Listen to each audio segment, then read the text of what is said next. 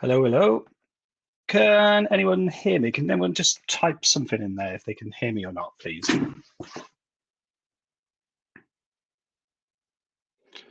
Oh, Charlie's in. Charlie, can you hear me for your system?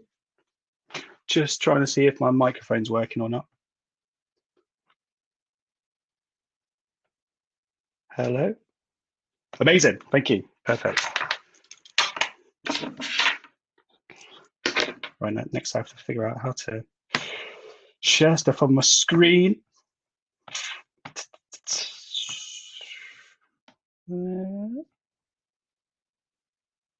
Right. Does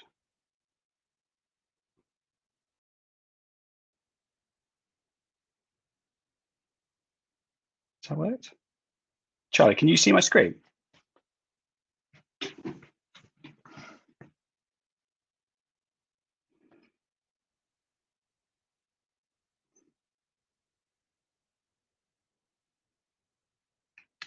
Oh, of course, yeah. That should be full screen.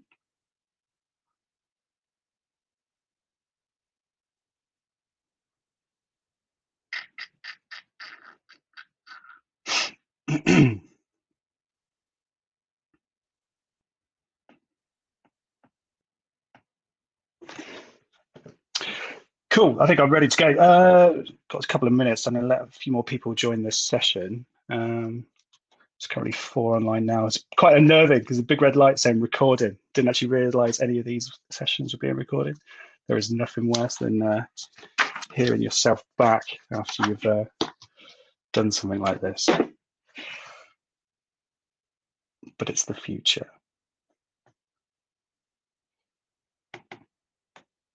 It's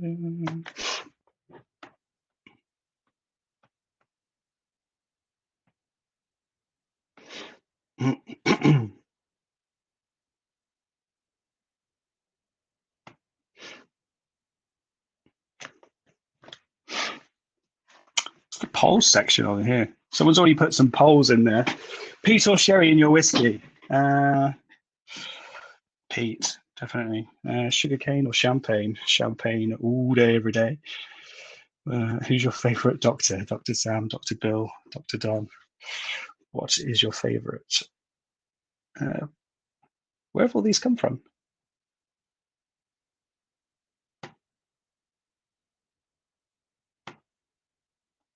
If anyone could answer who Dawn Davis is and why there's so many polls in this room, are they just for everyone? Does anyone know that? Is that just for every single session that you create these polls?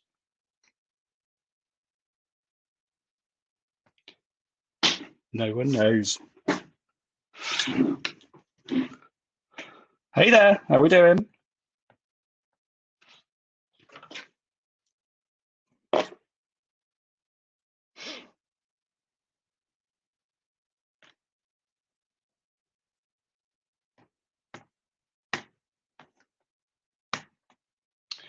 Okay, guys, I'm going to crack through. Well, I need to introduce myself first. Completely forgot a bit. My name's Adam. I'm one of the regional sales managers for High Spirits in the UK. Obviously, High Spirits is the UK version or company, or however you want to look at it, for Sazerac over in America. Sazerac obviously have the Buffalo Trace Distillery. I'm going to talk you through some of the history of Buffalo Trace, or some of my favorite parts of the history of Buffalo Trace today. There's about 7 of us that all do these sessions, and luckily I got to pick the subject that I wanted to talk about. I think I wouldn't actually work for Buffalo Trace if I didn't love the stuff whilst I was a general manager of a few bars in Nottingham over the past 10 or 11 years, I think. It's always been quite a staple, and always had a big focus around the menus that I've put into these places. And obviously, when the opportunity came up to working for Buffalo Trace or High Spirits, as well as their amazing portfolio, I kind of jumped at the opportunity for it. There's a lot of history, not all of it being good. Trials and tribulations of that place is quite stacked quite high, from floods to tornadoes, whiskey thefts and everything else in between. So hopefully I should be able to cover some of that with you guys today. Just seeing how many people are online. There's only 5 of us so far, so we've already got a question. I know people are just okay. As I was going to say, if you've got any questions, I can't actually see the chat screen whilst I'm going through the presentation, but I will keep going back to it just to see if anyone's got anything that they wanted to ask me or any questions about any of the brands as we go through it. But feel free to interject at any point that you see fit. But yeah, like I said, I'm Adam. I've worked for the company for about 5 years, I think. I'm actually based in Nottingham. It's a very not sunny day in Nottingham today. I'm coming to you live from my spare bedroom at the back of the house. So the bus does go by every now and then, so it might be a bit loud, but we'll have to deal with that as we go through. I'm kind of banking on that everyone can see my screen. If you can't, then I don't know what to do. I think you just have to refresh and then hopefully you should be able to see it. But first slide on the screen is 2 legitimate spellings of whiskey. Whiskey or whiskey. Obviously, one of them has the E, just to clear this up. I'm sure this is teaching quite a lot of people to suck eggs. But it actually comes from the Gaelic word uisgi, which is the derivative from aqua vitae, or water of life. Obviously, it's been adapted over the years to whiskey. The Scots and Canadians spell it without the E, but we're talking about American whiskey today, so it's very much with an E. Like I said, I'm sure that's kind of teaching everyone to suck eggs a little bit there, especially at the whiskey show. I'm sure you guys already know the difference between the 2 different whiskey spellings. But where did Buffalo Trace all start?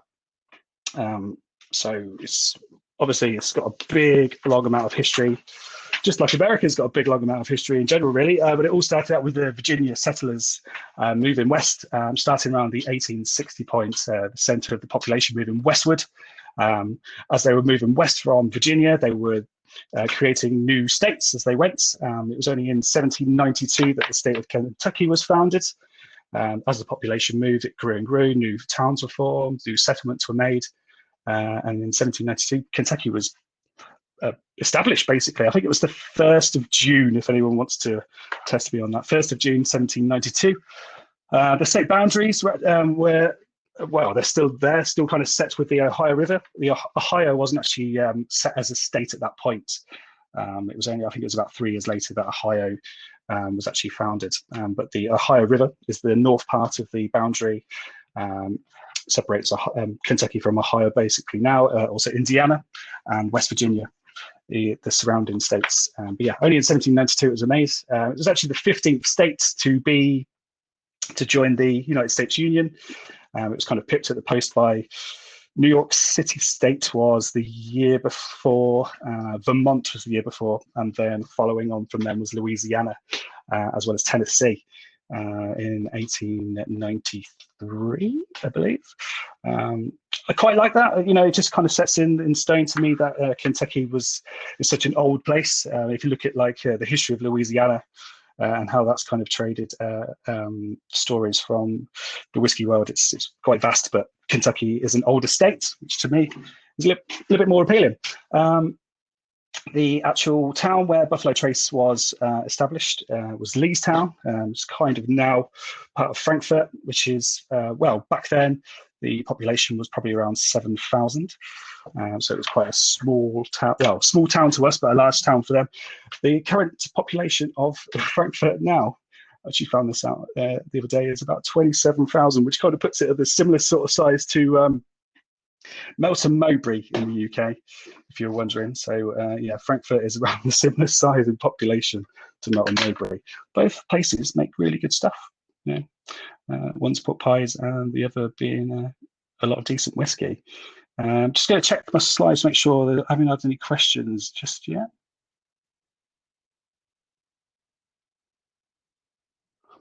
Doesn't look like I have. Cool, crack on. Where did I get to? Talking about Melton Mowbray. Yeah. Frankfurt is about the similar size to Melton Mowbray. So just looking at this timeline and taking it that all you guys can see this still. This is a very rough and very quick version of the history of Buffalo Trace. There's obviously a lot of dates and a lot of other points of interest and lots of other stories, owners, names of the distillery all come across on this timeline.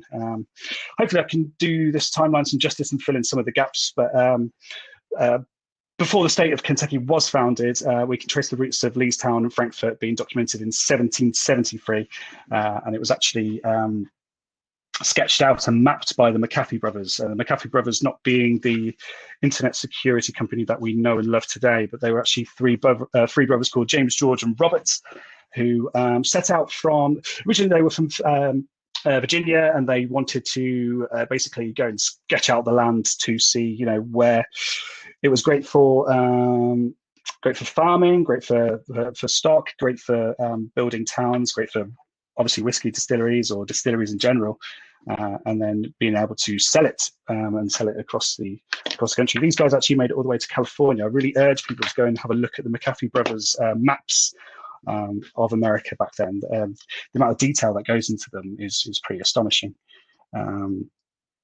But yeah, from 1773, we can actually see that Leestown and Frankfort are actually documented on there. Obviously, they're not part of Kentucky yet, because that was about 19 years later that the state of Kentucky was made. Oh,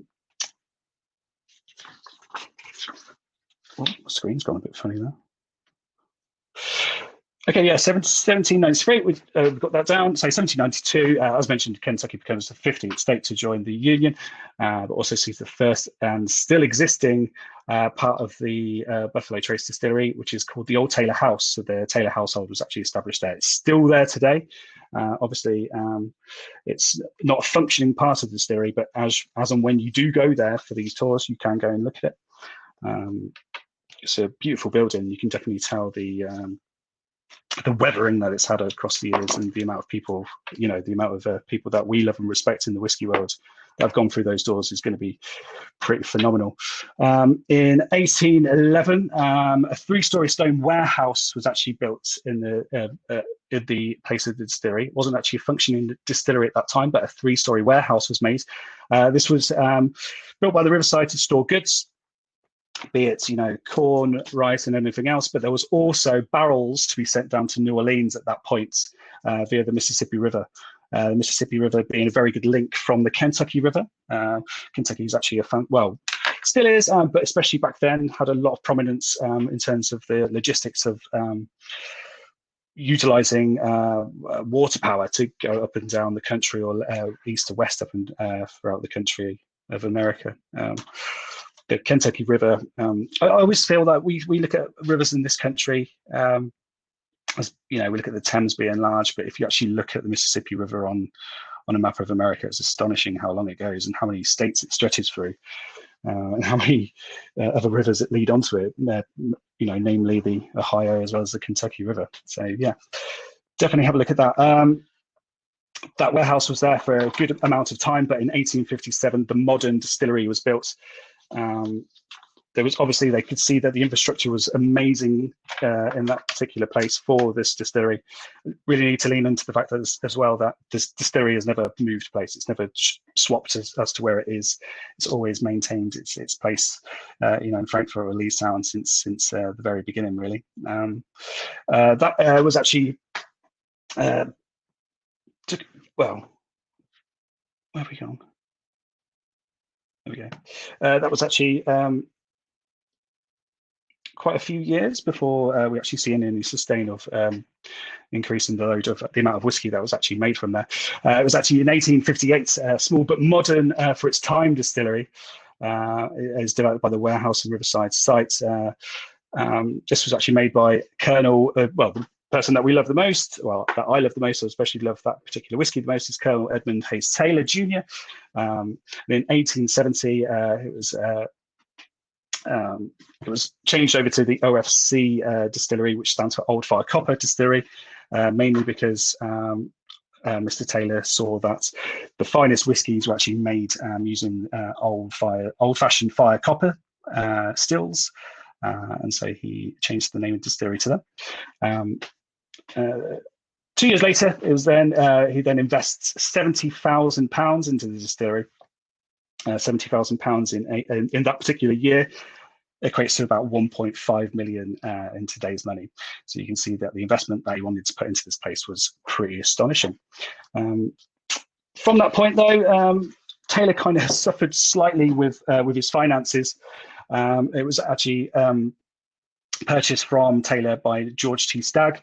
However, Taylor, being the absolute mastermind of bourbon that he was, he kind of still led the way for the distillery in a lot of ways, keeping the same methods and the same staff and the same ways that they've made whiskey for such a long amount of time. So why change it? So even though George T. Stagg was the actual owner of the distillery, Taylor was actually continues to see the operation. More warehouses were built, namely warehouses A and B, which still stand today, as well as a new warehouse C, which was rebuilt to the original OFC warehouse. The original OFC warehouse actually burnt down in a fire after lightning struck it. I think it was in 1882, and the cost of the new warehouse was around £44,000. So obviously Taylor, who invested quite a lot of money into this already, then had to spend, in the equivalent of today's money, just over another £1 million to be able to bring this back up to scratch, really. From there, we've also got floods that happened in 1937. We're not actually going to go and talk into that one too much, mainly because the other major problem that we had at that, the beginning of the 20th century, or coming up to, just after the First World War, was Prohibition. I'm not going to go into too much stuff of Prohibition. I'm sure you guys have heard lots of other stories, and there's lots of different details, and it can be quite a confusing place to be. But basically, it was the Prohibition was the complete stopping of import, export, creation, bottling, making, distilling of any forms of alcohol for quite a good number of years in America. Buffalo Trace, or George T. Stagg Distillery, as it was known at that time, were actually allowed to carry on making whiskey. I'm sure you could all guess that it was actually medicinal whiskey that they were making. Up until 1930, however, you weren't allowed to make new whiskey. You could only use the aged whiskey or the whiskey that you had already created. So George T. Stagg Distillery at that time carried on bottling, and you could get a prescription from your doctor to have whiskey for an ailment that you may have. It actually turns out that anyone over the age of 3, if a doctor deemed your ailment to be curable or facilitate the to make you feel better, you could actually get prescribed 1 pint of whiskey a week. So families were quite large back then. If you all came down with the flu, or you all came down with a bad leg, as I'm sure quite a lot of people did, then it would actually turn out that 8 pints of whiskey could come your way. Obviously, Prohibition kind of eased off in 1933. However, from 1930, some distilleries were allowed to start making new whiskey. It's actually allowed to be distilling whiskey. Buffalo Trace again being one of them, or George T. Stagg, as it was at that time, being one of them. The others, which I get asked all the time in these sessions, are actually Glenmore, Four Roses, Shenley, and Stitzel Distillery were allowed to carry on making them. Obviously, some of these don't exist how we know today. Four Roses obviously wasn't called Four Roses back then. Four Roses was called. Oh, that's going to test me. I might have to find that one out at the end. Glenmore, I think that is now part of Brown-Forman. Shenley is actually part of Sazerac, and actually part of Buffalo Trace now, as well as Stitzel, really. They all had lots of different brands, and they all move around and shuffle around, but they do all exist in some capacity today. Just to put it into a bit of perspective, Prohibition actually destroyed quite a lot of distilleries, or a vast amount of the distilleries in America. There was only 4 functioning after Prohibition in Kentucky, but before Prohibition, there was 685 registered stills, not distillery, but registered stills across Kentucky. So you can see the actual dip is quite significant, almost to a complete standstill. From Prohibition, obviously we've got the flood of 1937, which reached 14 feet in some parts of the actual distillery. if you go there, and if you're lucky enough to go there, I've managed to actually go there a couple of times myself. You can actually see the water lines on the wall where it hits the distillery, and it's pretty much, you know, a pack up shop and go to the top of the hill until it ceases, really. Obviously, the distillery's got a lot of pride, so they're never really going to move where they're working. It's just something that they've had to deal with over the course of the years, and there's quite a lot of floodage that can happen. I think it's every 4 years now they'll see like a rise in the river of the Kentucky River where they are. It's actually quite a low part of the river where they are, namely, well, I think it was on one of the previous slides, but you can see that it's now called Buffalo Trace because it was quite a low part of the river and the buffalo could cross over on their migration at that particular part. However, it doesn't stop it flooding. You're always going to have problems if you're on the water's edge, basically. World War I and World War II. Again, I'm not going to go into too much detail, but we pride ourselves on still functioning throughout these wars and still carry on and producing and helping out where we can. It was actually I've got my date written down somewhere. 1942 was the first metal warehouse at Buffalo Trace. Is around this period here is quite a lot of times for firsts for the whiskey world, mainly the first metal-clad warehouse. It was in 1953 we see the first single barrel warehouse being made after celebrating 2 million barrels of whiskey being made at Buffalo Trace, or George T. Stagg as it was then.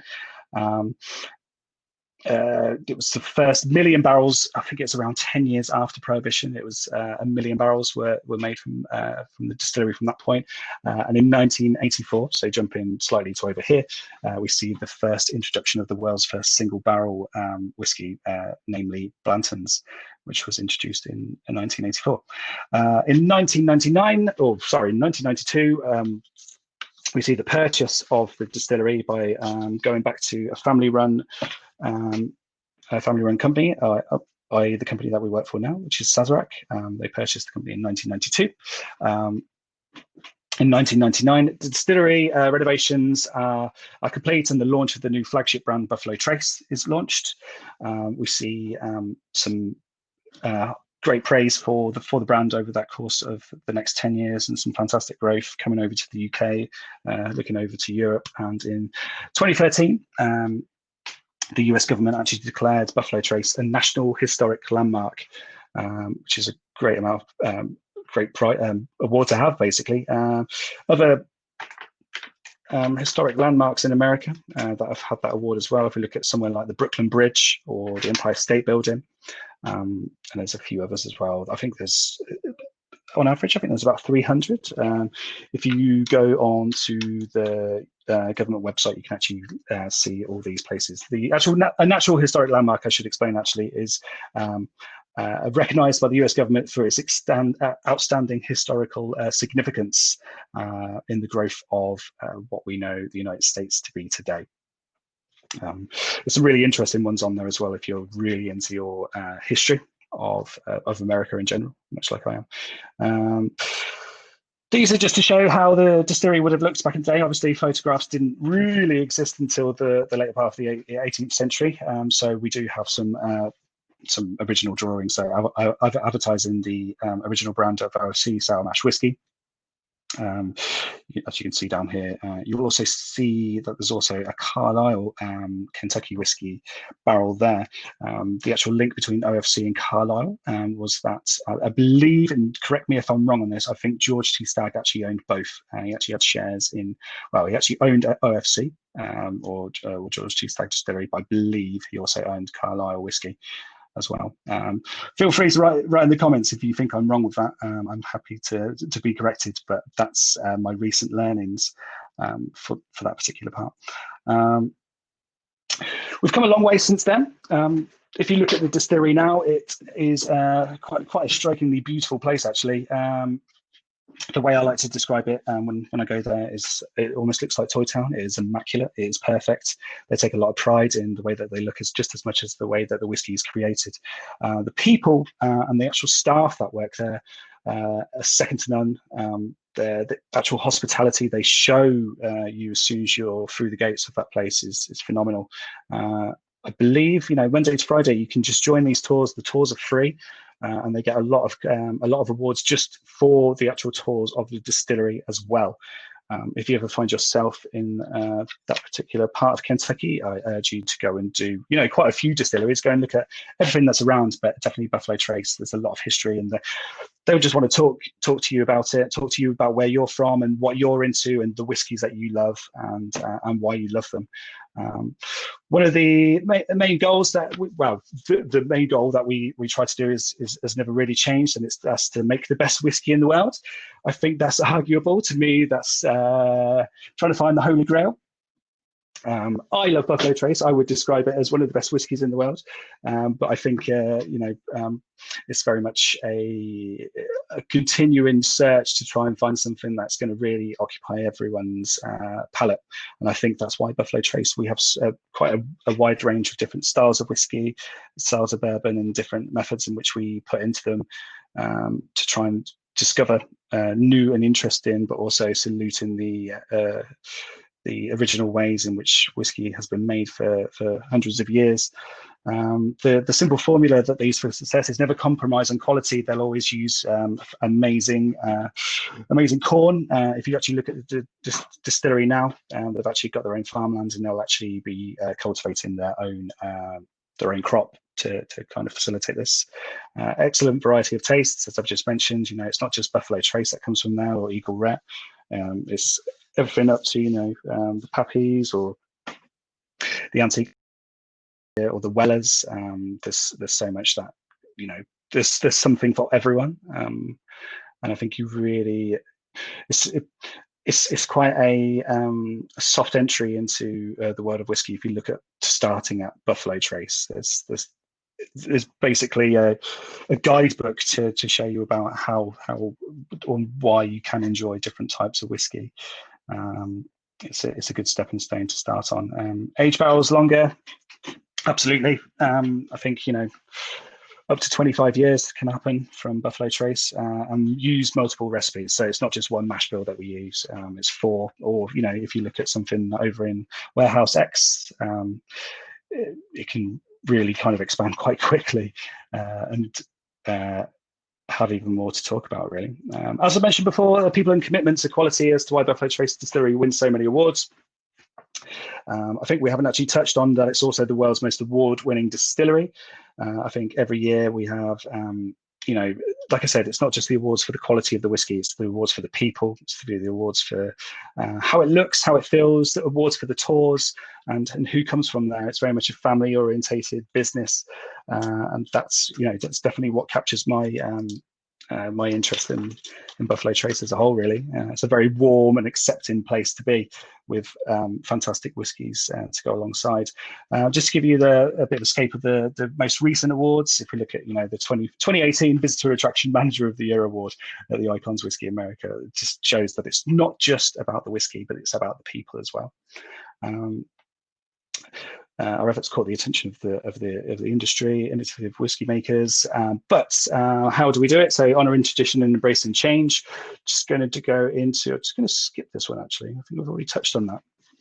No, we haven't at all. I haven't even mentioned any of this. So, kind of a pioneer for quite a lot of the methods and what happens in the whiskey world. At the moment, American distillery to win Distillery of the Year by Malt Advocate magazine in the year 2000. So a year after Buffalo Trace is brought to the world, we win American Distillery of the Year. To commercially market single barrel bourbon, as I mentioned before, Blanton's was the first to the market. To incorporate the use of steam power. I think there's a masterclass later on in the week, just detailing, our actual the nitty gritty of how we make the whiskey. I will touch it on the end of this masterclass as well. However, to use temperature controlled warehouses, to use reverse osmosis to further purify our water. Not going to lie, that's probably one of the most complicated things that I've had to really look at when looking at how whiskey's made, basically. There's a lot of graphs involved And yeah, I'm not going to try and explain it myself on here because I definitely won't do it too good a justice.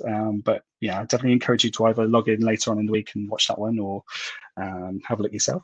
To ship whiskey down the Mississippi River, as I mentioned at the beginning, or towards the beginning, the infrastructure from the Kentucky River means it, or still is, a masterful place for logistics of transportation of goods up and around America. But we were the first to ship it down the Mississippi River. Recipe and brand family tree. So as mentioned as well, it's not just about Buffalo Trace. It's not just about that one single brand or a couple of others. There's a lot out there, and there's a lot coming from Buffalo Trace currently. Mainly using the four main mash bills that we have. Mash bill 1, 2, the rye and the wheated. If you just look at the mash bill number 1, obviously Benchmark. I don't think we're doing too much tastings with Benchmark over the next week or so, but it's still a great, fantastic whiskey. Buffalo Trace, Eagle Rare, Stag Junior, and then you're going towards the top is your E.H. Taylors and George T. Stags. I will be doing a Bourbon Legends Masterclass, I think in an hour from now. We'll actually be tasting a few of these on there as well. Mainly the Wellers, actually, the WO Weller through the wheated, as well as Stag Junior, and George T. Stag, I believe, or just both of them actually. Yeah. If you haven't tried some of these, I encourage you to go out searching for them and see if you can. I think looking at this, I mean, Buffalo Trace is always going to be my go-to if it's a Friday evening. I think towards the end of the weekend, with a Sunday dinner, I'm definitely going to go into something probably a bit more special, probably E.H. Taylor or a George T. Stag. But like I said, there's a big wide range of whiskies coming from Buffalo Trace. Just going to go over this quickly because I do feel like this is going to definitely teach, just teach people to suck eggs again slightly. Is what is bourbon whiskey? So it must be made in the United States of America. You cannot make bourbon outside of the United States of America. I would say it's probably been tried a few times, but it's quite a thing that it's jumped on to kind of stop people doing. Must be aged for a minimum of 2 years. Must be contain at least 51% corn. That does not mean that it has to be consistently 51%. It could be 99%, but it has to have at least 51% corn. Must be aged in brand new charred oaked barrels. It used to be American oak, but it is now new charred American barrels, and entered in no more than 125 proof.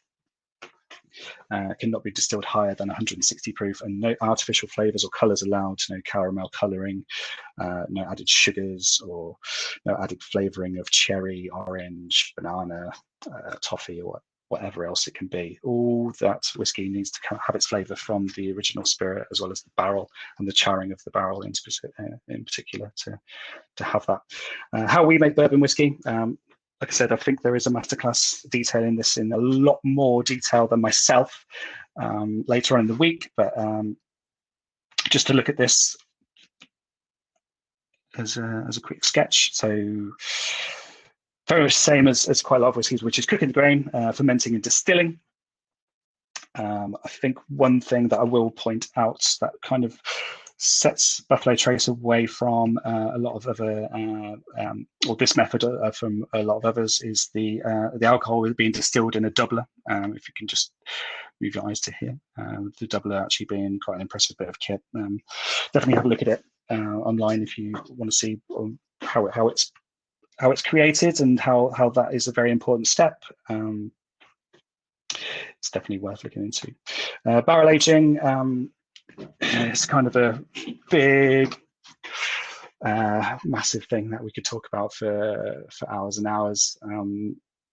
Quite interesting to do a whole masterclass on barrel aging, actually, I always believe. Buffalo Trace have a very particular way of doing it. We don't, rotate these barrels. They just pretty much put them into the particular part of the warehouse where they need to be, and they will leave them there. There won't be shifting around. There won't be rotation. Yes, if there's leaks, then they will get fixed, and I believe there's a team of 2 that actually go around and do that. But Kentucky's climate is ideal for aging bourbon. Doesn't mean that they can't have problems. Mainly that their summers are really hot and the winters are quite sharp and cold, and with that change of temperature, you're going to get a breathing barrel, and obviously that opens it up to a lot of evaporation or angel share. That can occur quite often and quite rapidly, especially within the first year of barreling that particular whiskey. I think it's in the first year, 7% of the barrel can disappear, and every year that whiskey is in that barrel for another 1% will disappear in Kentucky. Even the floor of the warehouse kind of determines where the whiskey sits and what whiskey it's going to be. Obviously, if you've got the sun beating down on a warehouse all day, the whiskey on the top floor is going to be susceptible to angel share, more so than the ground floor. That will often determine where the whiskey is kept. You won't find your Pappy, Van Winkles, and your Blantons being on the top floor, and that's usually reserved for the whiskey that's going to be aged for a shorter amount of time, namely Benchmark, or actually some of the Wellers can actually be from the, or one Weller in particular can actually be from the top floor. And then the bottom floors is more reserved for your longer aged whiskey, your Pappies that can go up to 25 years in some examples, or and such. Barrel selection, drawing samples from aged barrels and taste bourbon from every barrel sounds like an amazing job. I'm definitely working my way up the ladder to get to that part within my career of tasting every single barrel. There is a team of, I think it's 12, almost act as a jury. If one of those people says that doesn't taste like that particular whiskey that they're trying to find, then that is not made into that particular whiskey. It needs to be by unanimous decision that all 12 agree that tastes like a Weller or it tastes like a Buffalo Trace, and they only approve of the best tasting whiskies. Bottling, barrel is emptied, the bourbon is chill filtered, the bottles are filled by hand, and the bottles are corked by hand in the highest quality. I've actually been to the bottling plant myself. There's a really good atmosphere in there. They're all a family, they all care, and you can tell that they're actually doing something for the highest quality. They're a good community of people that work from there. It's a lot shorter than I remember. It's quite interesting for me to do these masterclasses. I actually haven't done one since last November due to lockdowns and movements and stuff like that. It's been quite nice to actually go over it and see, just re-jog my memory slightly. I'm going to kind of open this up to the floor a little bit and see if anyone has any questions. Just looking down the left-hand side here. Oh, I'm going to stop sharing my screen for a second. There we go. Excellent. Yeah, does anyone have any questions at all that they'd like to ask about the history of Buffalo Trace in particular? And I'll do my best to answer them all that I can. Are those old fire copper stills still used today? No, they're not used today. There is a thing with Buffalo Trace, however, that they've recently discovered called Whiskey Pompeii, where they found the original silos or the actual place where the old fire copper stills were used. I think it's still online. You could go onto the website and you could almost do an interactive tour around this with a 3D map. It's amazing. And if you are lucky enough to go there, it's actually part of the exhibition centre that they were going to build, that it's actually there now. But yeah, they're not in use, but you can see where they were. And rumor has it that they're actually building an original one to create whiskey in the style that it was back in the 1800s, basically. Taylor owned both OSC and Carlisle. Stag took ownership of paying them off the H shares loans. Thanks, Ross. I think it was you that actually told me that. Sean Gillespie says, hi, Adam. Hi, Sean. No questions from anyone.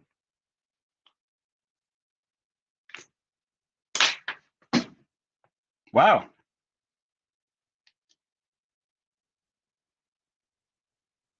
Come on, Ross, you must have a question. You can put me to the test here, mate.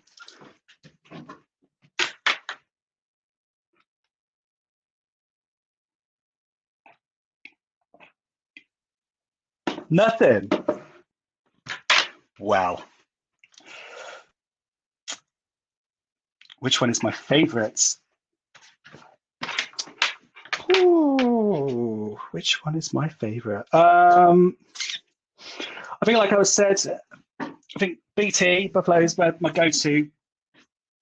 Monday to Saturday. I think Sunday I'll definitely have something probably a bit more special. I'll probably go.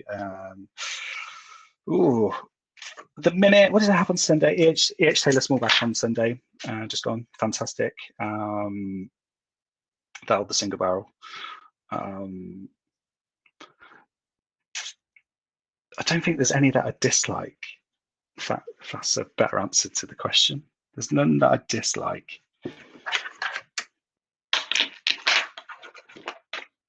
Any more questions from anyone, guys? Sean, throw us a question, mate.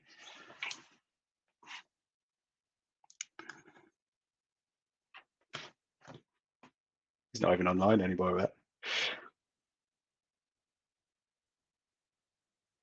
Excellent. Well, if there's no questions, there's 8 people in here. No one's asking me anything.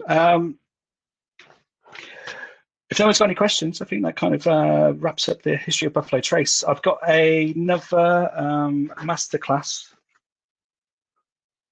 So someone is online, so just WhatsApped me a question. There is another masterclass at 6 o'clock, just going through the bourbon legends taster pack, which you guys can order through the Whiskey Show.